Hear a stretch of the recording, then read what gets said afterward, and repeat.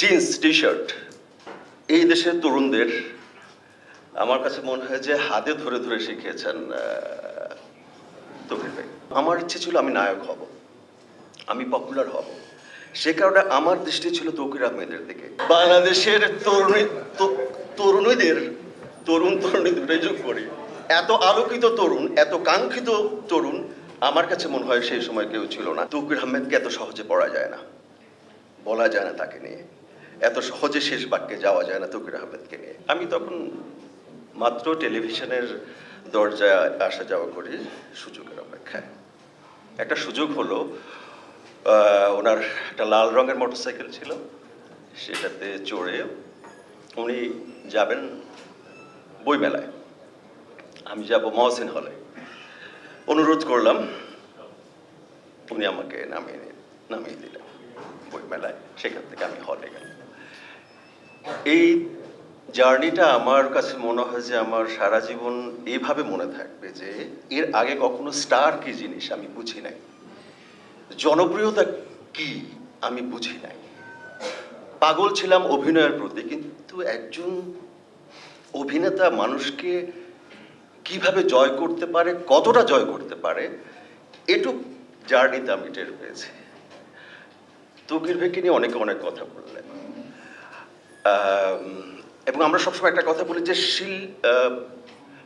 শিল্পী এবং শিল্পীরা নাকি পপুলার হয় না, আবার ভালো কাজ নাকি পপুলার হয় না।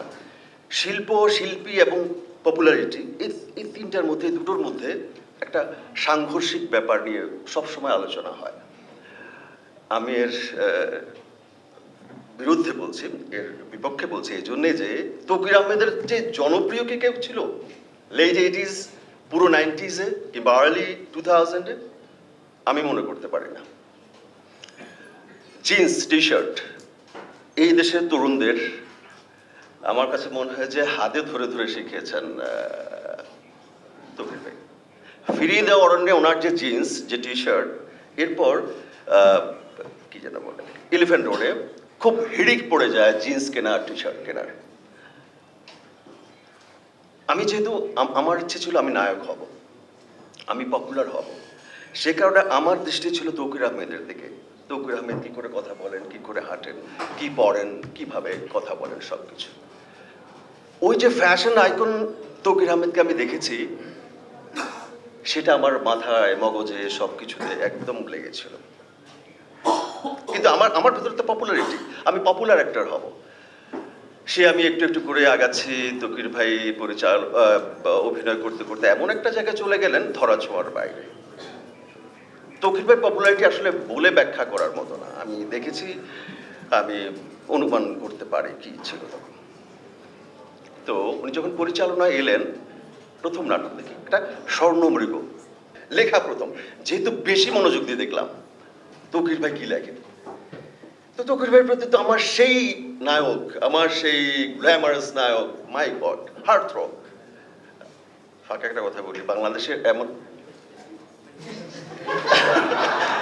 বাংলাদেশের তরুণীদের তরুণী দুটোই যোগ করি, এত আলোকিত তরুণ, এত কাঙ্ক্ষিত তরুণ আমার কাছে মনে হয় সেই সময় কেউ ছিল না।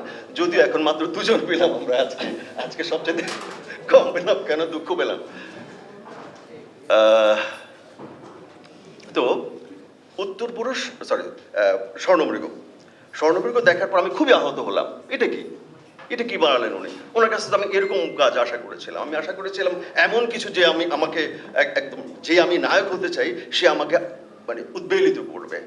উনি মধ্যবিত্তের দহন নিয়ে একটা কাজ করলেন, যে মধ্যবিত্ত নিয়ে কাজ করেন হুমায়ুন আহমেদ এক দৃষ্টিভঙ্গিতে, উনি অন্য একটা দৃষ্টিতে স্বর্ণমৃগ করলেন। আমার ভাবনার জগৎ কিন্তু পরিবর্তন হয়ে গেল স্বর্ণমৃগ দিয়ে। আমি সেই বয়সে ওনাকে বলেছিলাম এই বোধের কথা। এই প্রথম বোধ একটা তৈরি হলো আমার। আসলে তো অভিনয়টা কিংবা শিল্প কিংবা কাজ অনেক প্রকার হয়, তুমি কোন দিকে হাঁটবা তুমি বেছে নাও। তারপর আমার সুযোগ হয়েছিল ওনার পরিচালনায় কাজ করার। উত্তর পুরুষ কাজ করতে গিয়ে দেখি যে আমি যাকে লালন করি সেই তৌকির আহমেদ নয়। তৌকির আহমেদ অন্য উচ্চতায়। তৌকির আহমেদকে এত সহজে পড়া যায় না, বলা যায় না তাকে নিয়ে, এত সহজে শেষ বাক্যে যাওয়া যায় না তৌকির আহমেদকে নিয়ে। এই মুগ্ধতা শুরু তৌকির আহমেদের ভেতরকার, যে তৌকির আহমেদকে দেখা যায় সেই তৌকির আহমেদের ভেতরের তৌকির আহমেদকে দেখার, বোঝার, মুগ্ধতার ওই যে আমার শুরু, আজ পর্যন্ত সেটা বহমান। জয়যাত্রা যখন করলাম ওনার সঙ্গে, আমি খুব লাকি যে ওনার সঙ্গে অনেকগুলো কাজ করার সুযোগ আমার হয়েছে।